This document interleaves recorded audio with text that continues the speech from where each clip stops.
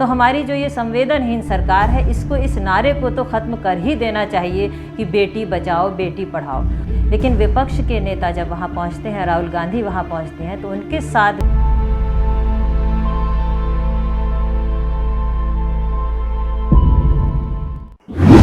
नमस्कार, आदाब। जैसा कि आप सभी जानते हैं कि हाथरस की बेटी मनीषा के साथ क्या क्या हुआ।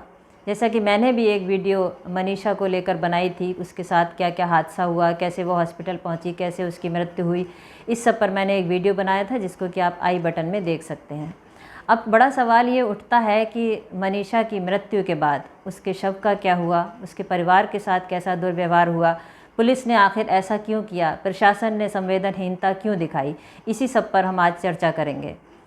तो सबसे पहले मैं ये जानना चाह रही थी लोगों से और पूछना चाह रही थी, और सबसे जो मन में मेरे सवाल उठ रहा था वो उन महिला सांसदों को लेकर उठ रहा था जिनको चुनकर हम संसद में भेजते हैं, ये सोच कर कि शायद ये महिलाओं की बात करेंगी। उसमें सबसे पहले स्मृति ईरानी का नाम आता है, निर्मला सीतारमण हैं, उमा भारती भी हैं, प्रज्ञा ठाकुर भी हैं, और इस तरह की कई महिलाएं हैं जो महिलाओं के लिए कभी बोलते हुए आपको दिखाई नहीं देंगी।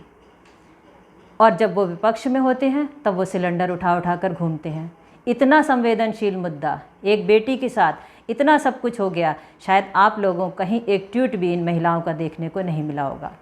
खैर, अब बात करते हैं कि मनीषा के मरने के बाद क्या क्या हुआ, कहाँ कहाँ पुलिस की संवेदनहीनता रही, कहाँ कहाँ सरकार की क्या क्या कमी रही। 29 सितंबर को मनीषा की मृत्यु हो चुकी थी। उसके भाई और उसके जो पिता थे वो वहाँ प्रोटेस्ट कर रहे थे, और कुछ राजनीतिक दल भी उसके साथ प्रोटेस्ट करने आए थे कि शव हमें दिया जाए। पुलिस ने उनको वहाँ से हटाने की कोशिश करी और हटाकर वो उसको थाने में ले गए। उसके बाप और भाई को थाने में लेकर चले आए वो लोग। इस बीच वहाँ से शव को निकाला जाता है और पुलिस उस शव को एम्बुलेंस में लेके हाथरस उसकी फैमिली के पास पहुँच जाती है। इधर उसके भाई और पिता वहीं थाने में यानी दिल्ली में ही रहते हैं। वहाँ पहुँचने के बाद हंगामा होता है कि उस शव को घर में जाने दिया जाए। शव घर के ठीक सामने वाली सड़क पर एम्बुलेंस में रखा था। उसकी माँ ने बहुत हड़चन कहा कि मेरी बेटी को हल्दी लगाकर विदा करने दो मेरे घर से, एक बार मुझे उसका चेहरा देखने दो। लेकिन इस संवेदनहीन पुलिस पर उसकी बातों का, उसके दुख का, उसके गम का कोई असर ना हुआ, और उन लोगों ने उस पर फोर्स बनाना शुरू कर दिया, ये प्रेशर बनाना शुरू कर दिया कि इस शव को जल्दी से जल्दी अंतिम संस्कार कर दिया जाए। यहाँ तक कि हिंदू रीति रिवाज के अनुसार शव को रात में नहीं जलाया जाता है।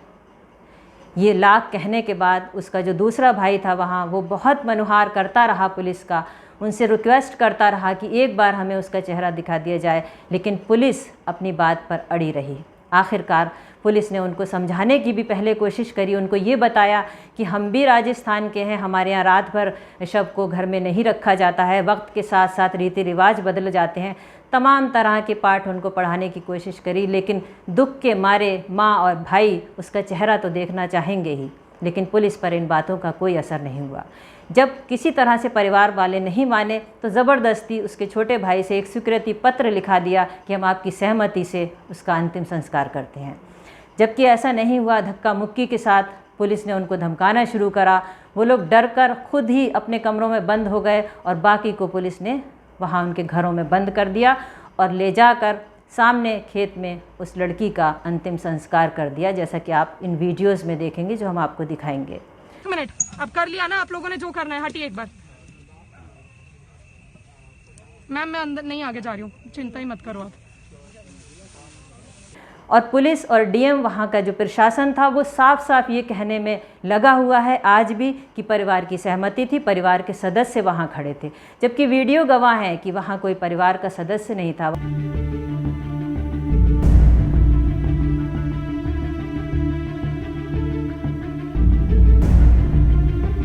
पत्रकार ये पूछने की कोशिश करते रहे कि आखिर आपने ये पीछे जलाया क्या है, इसमें है क्या, लेकिन कोई पुलिस का ये बंदा ये कहने को तैयार नहीं था। शायद कहते हुए डर लग रहा था कि इसमें हम मनीषा को जला रहे हैं।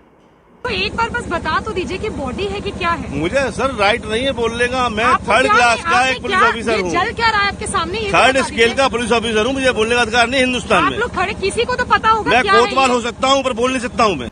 अब इतनी संवेदनहीन पुलिस, आखिर पुलिस किसके इशारे पर काम कर रही थी? पुलिस खुद कुछ करती है ये भी मानते हैं हम, लेकिन बिना सरकार के इशारे के इतना बड़ा कदम पुलिस नहीं उठा सकती। तो क्या सरकार संवेदनहीन है?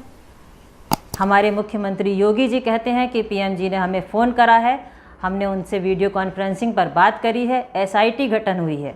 तो सारा सब कुछ बाद में होता है। लगभग वो बच्ची 15 दिन तक अस्पताल में ज़िंदगी और मौत की जंग लड़ती रही, तब कहाँ थे ये सारे सरकार? ये हमारे जो यूपी में योगी जी हैं ये कहाँ थे? तब कहाँ थे हमारे पीएम जी? जो सबसे बड़ा सवाल उठता है वो ये उठता है कि जाना चाहिए था मुख्यमंत्री योगी जी को उनके घर, उनके दिल की बात सुनने के लिए, उनकी मन की बात सुनने के लिए। लेकिन विपक्ष के नेता जब वहाँ पहुँचते हैं, राहुल गांधी वहाँ पहुँचते हैं, तो उनके साथ भी पुलिस का अमानवीय व्यवहार रहा और धक्का मुक्की के साथ ही उनको गिरा भी दिया गया, बल्कि उनको गिरफ्तार करके जेल भी ले जाया गया, उन पर धारा भी लगाई गई। और वो बराबर ये पूछते रहे कि आखिर हम पर धारा कौन सी लगाई जा रही है, हमको गिरफ्तार किस लिए किया जा रहा है। मैं अकेला जाना चाहता हूँ। 144 कहता है पब्लिक असेंबली, मैं पब्लिक असेंबली नहीं करना चाहता हूँ, मैं अकेला पैदल यहाँ से हाथरस जाना चाहता हूँ। किस बेसिस पे आप मुझे गिरफ्तार कर रहे हैं ये मुझे बता दीजिए। किस धारा में? तो अगर कोई वहाँ जाकर किसी का दुख दर्द बांटना चाहे तो वो भी नहीं जा सकता, क्योंकि वहाँ पर सीमाएं सील हैं। तो आपको डर किस बात का है कि आपने उस शहर की सीमाएं सील कर दी हैं? तो हमारी जो ये संवेदनहीन सरकार है, इसको इस नारे को तो ख़त्म कर ही देना चाहिए कि बेटी बचाओ बेटी पढ़ाओ।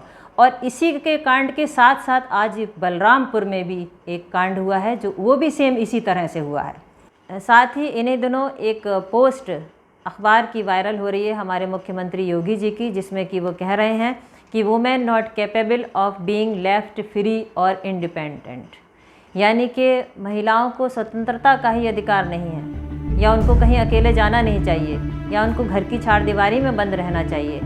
व्यूज़ तो आपके वही रहेंगे। आप आज सीएम हैं, कल आप सीएम नहीं थे, लेकिन अगर आपकी विचारधारा महिलाओं को लेकर ये है तो ये एक स्वतंत्र भारत में महिलाओं के लिए एक अच्छा संदेश नहीं है।